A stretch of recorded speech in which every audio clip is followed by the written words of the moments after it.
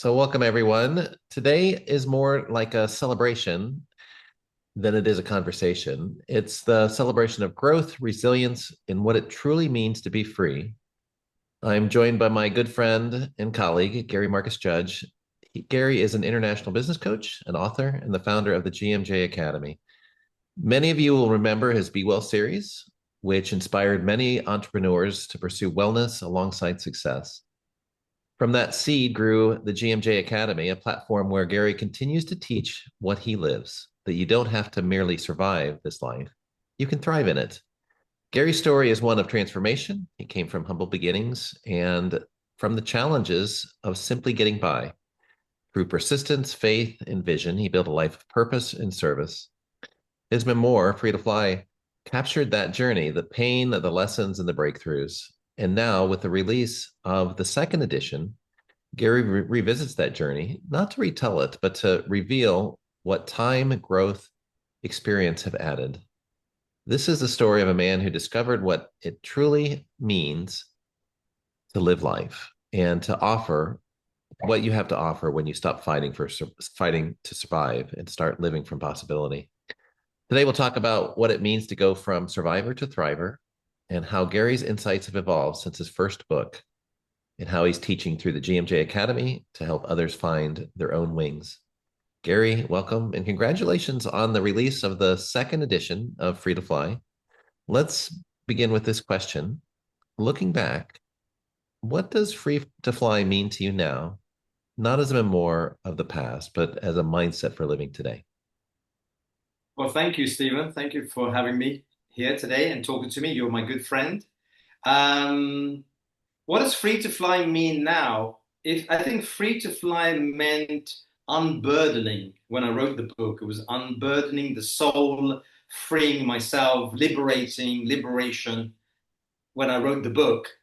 But now free to fly has expanded my horizons. It's given me license to roam. I like in my the second book after I'd written Free to Fly was the title, which is it will come out sometime as soon as I have time. Was Albatross. Albatross is that massive bird, like a seagull, that flies for miles and miles across the ocean. Because now I feel like an albatross because I've been given license to roam. And so that's what free to fly means for me today. No, I want to ask you a simple question, and this is more about the process of telling your story and of showing up than it is about specifically what you are talking about in the book. So now you have the ability tomorrow you'll be speaking in front of a large group of people about your book and about the concepts within it, about your journey in life. And that's a transformation. That's a change in being able to step forward. Now I know that you've always been able to instruct, to teach, to stand before a crowd. But for those people that find it difficult to show up and to be who they are, what is a hint or a tip that you have for public speaking, for sharing your message in front of others? The word, I mean, it's easy to say, but you have to be authentic.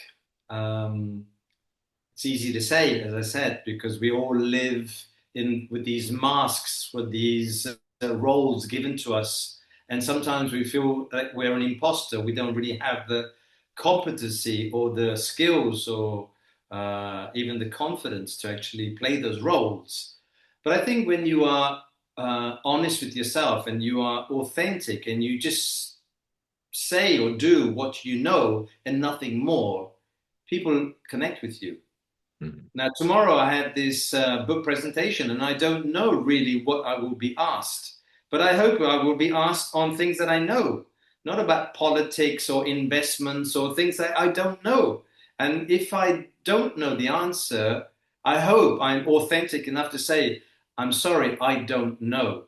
Uh, Maybe I need to study this, but in this moment, I don't have the answer.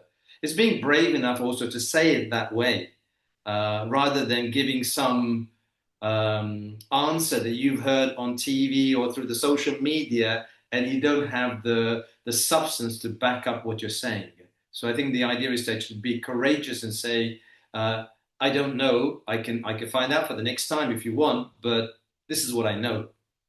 Yeah, and I think people respect and honor that approach. It's sometimes the more that you do know, the more complex the answer is, and so it's very nuanced in the way that you answer questions like that because it many times the answer depends. If they're asking you about finance, well, I mean, there's multiple layers to how to answer that question, and it's not the same for everyone else. So I do believe that if we were to boil down everything in life, it comes to what is your root mindset? What are the beliefs that you carry about life, about money, about relationships, about everything, about yourself? I mean, this is something that we don't often carry. We don't often explore. What is it that you believe, and is it serving you? And if you can answer that simple question, I think that you can start on the path of discovery. So, in as you went through your journey, so you came from humble beginnings, Yeah. uh, so you're in an orphanage, and there can be feelings of struggle. You're in a large crowd. There's it's a difficult environment. Yeah. What what did you learn? What did you learn growing up, and how did that transform in your life today? You mean the 5 years I spent in the orphanage? Yeah, I mean, my question is how did that shape your life for being different? Did you learn anything in that time um, that was meaningful to you? I think it was a lot of resentment. I mean, there were a lot of negative emotions, Stephen, around that.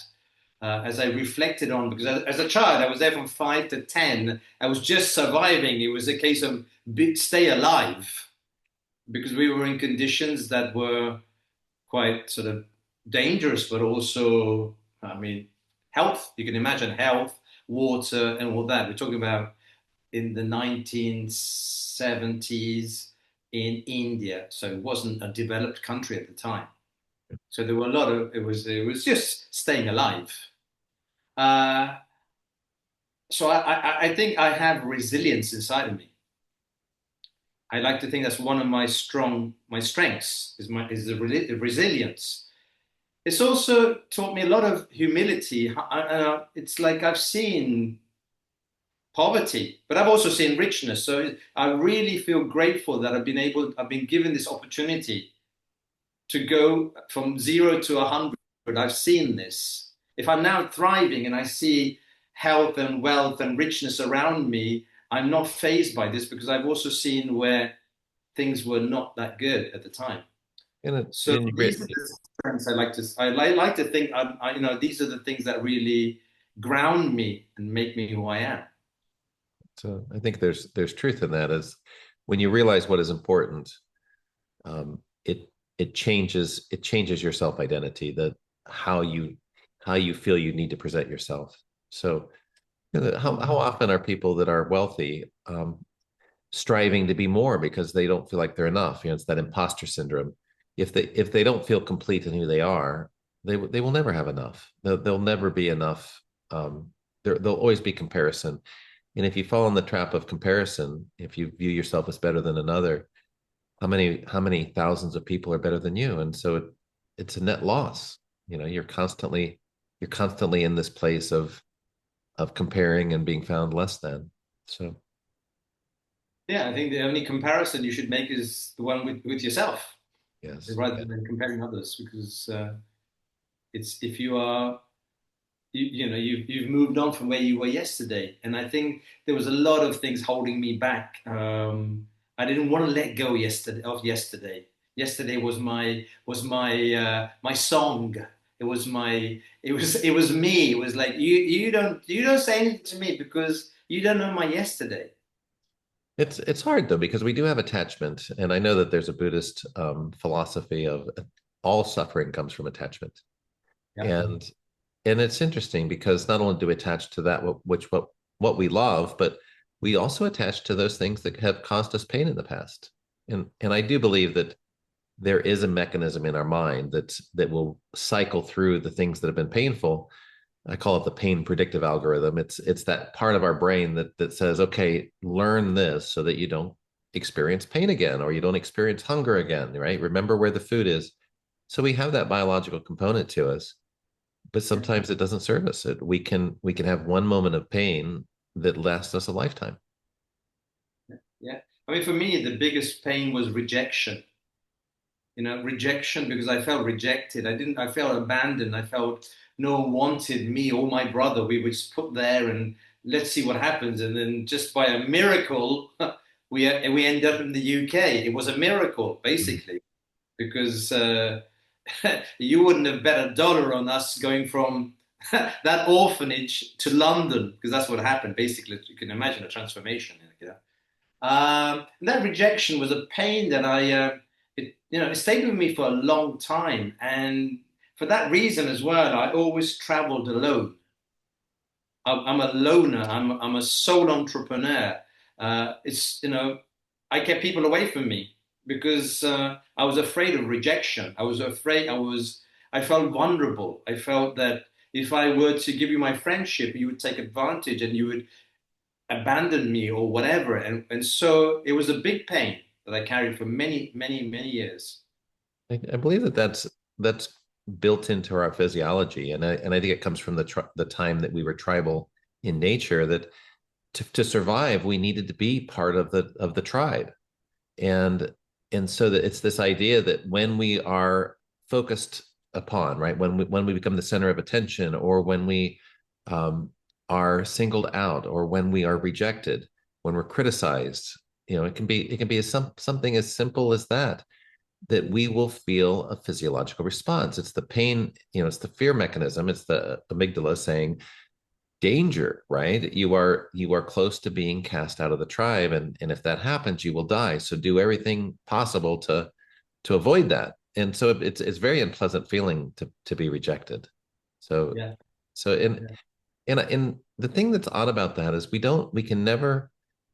My belief is, since that's part of our physiology, it's part of the way that we've been molded and modeled, right? It's that instinct that it will be with us whenever it happens. And it doesn't mean that we'll ever outgrow it. It means that it's part of who we are as a human species, right? It's part of our physiology. So when those things happen, it can feel bad, but we do have the capacity to shift that and to be more emotionally resilient when it comes. So Yeah. what have you learned, in the process of experience, rejection, all of that? How has that transformed for you? What have you noticed is different for you now? You know what? You know that expression, "What doesn't kill you makes you stronger." One of the things I started to do was actually every time I went and spoke in public, even teaching, was me putting myself out there, was actually me getting the layers, getting the shield around me, making myself stronger. That was the medicine I needed. And people now say, "Oh, gee, I saw you speaking. You seem really relaxed, and it was great." And I said, "No, it's not me. It's not me. Really, it's it's the medicine I need to to get over that rejection. And slowly, slowly, I'm actually putting myself out there. And the book was another step in that direction. It pushed me out there to go out and say, now you connect with people. For years, you've just disconnected yourself because you were afraid. It was fear. For you to overcome that, you need to face your demons. Well, it's true. And I think well, just like I said before, I think putting yourself out there, making yourself the center of attention, right? Writing a book, it's very vulnerable, and it's scary as hell because you're afraid people will judge you. You're afraid of being rejected or being compared or found lacking. There's so many emotions that go through, but what I realize is when you write a piece of work, it is the medicine, it is that healing process, because there are things that we've experienced in life and others have experienced it too. There's been a lot of pain in this existence, and Yeah. and that pain is part of the human journey. So as we understand our story, as we grow beyond the story that we've told ourselves and the story that we've lived, I do believe that we create a new story. And I think that this is where the promise is. And that's why I love the title of your book, Free to Fly, because it's to me, it embodies that essence of letting go of the things that are weighting us down, letting go of the things that hold us back. And part of it is the connection to nature, the things, the way that you find freedom from, the everyday life, the changes, the difficulties, and connecting back with something that inspires you. Yeah, yeah. I mean, the first cover of this book here, The Free to Fly, is a photograph of a cormorant just about to take off. And I took the photograph myself because as I was walking along the lake where I live here, Lake Garda in Italy, I was thinking of the title of the book that we were going to write. I was writing this book with this ghostwriter, but we didn't know the title. And I was thinking of all sorts of different titles. And I felt inside of me like I was unburdening. There was like things just going, it was therapeutic just writing the book. It was me, going back to all the demons and reliving the whole situation again and forgiving myself and forgiving other people and accepting and all that kind of stuff. And I just felt that's it. There's that bird just about to take off. That's me. I feel that there's something new about to happen. So I took the photograph and put it on the cover. The new edition will have a different cover, but however, I will take this book with me as well tomorrow because I will show them this is how it originally came out because the real essence is here.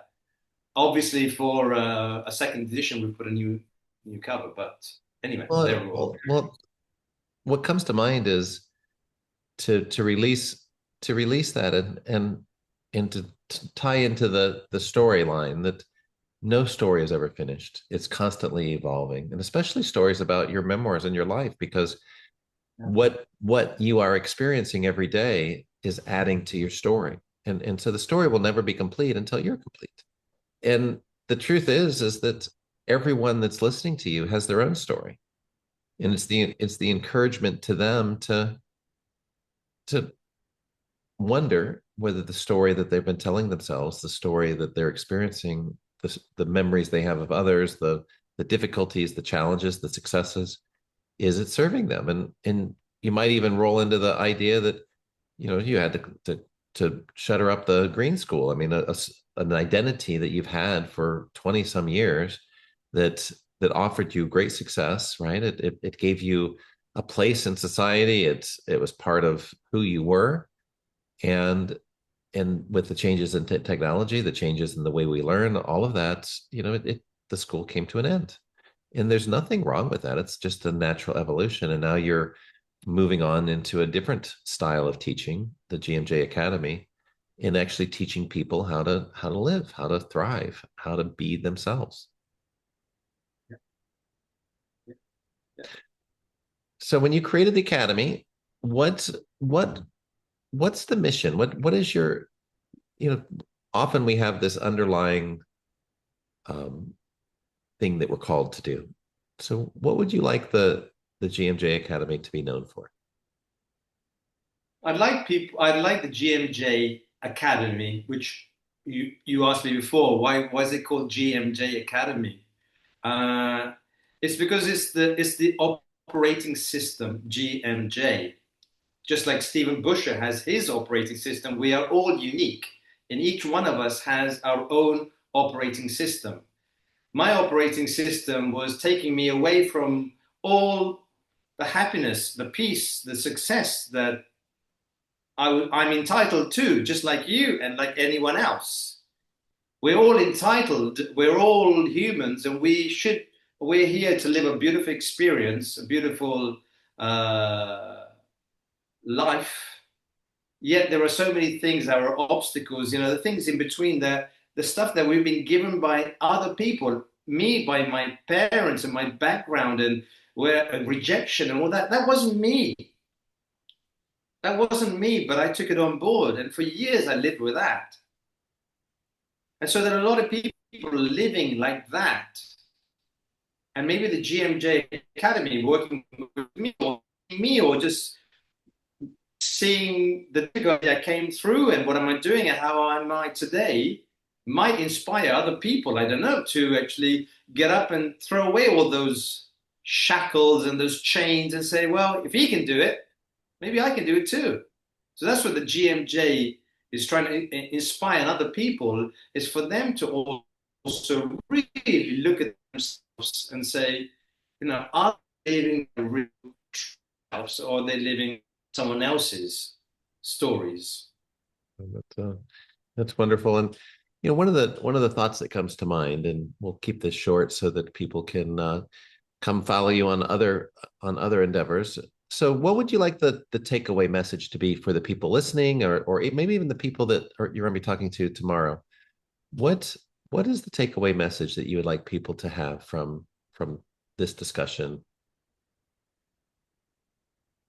But I think that we are not our past. We are not our past, but we can build our future. So what we do today. I was living my past every day as an excuse for not having done this or that, or being this or that, or whatever it was, not having opportunities, not having studied, not having whatever. And it was all, I always had an excuse for that. No one could, and it was right. It's whether I thought like this or I didn't, life just went on ahead anyway. So now I stop myself, and as I start doing things today with meaning, with purpose, and really with being conscious and doing that, I know that what I do today will be tomorrow the way I want it, if I'm still here tomorrow. Well, that's wonderful. Well, I wish you luck. And if somebody wants to get a copy of your book, how do they find you, You or can go what on is your website? Amazon, Amazon.com. You've got the ebook. You can have a printed version. You can have a version in English, in Italian. I'm now working on the audio books. So maybe in the next few weeks or a month, whatever, we'll have the version of that. An audio book will be coming out as well, so an Audible. And then the next work is on maybe the Albatross. I don't know, the second book. Oh, lovely. Well, thanks for sharing your insight. I appreciate you, Gary. You are a true friend, and I always enjoy the time with you. Thank you, Stephen. Thanks very much.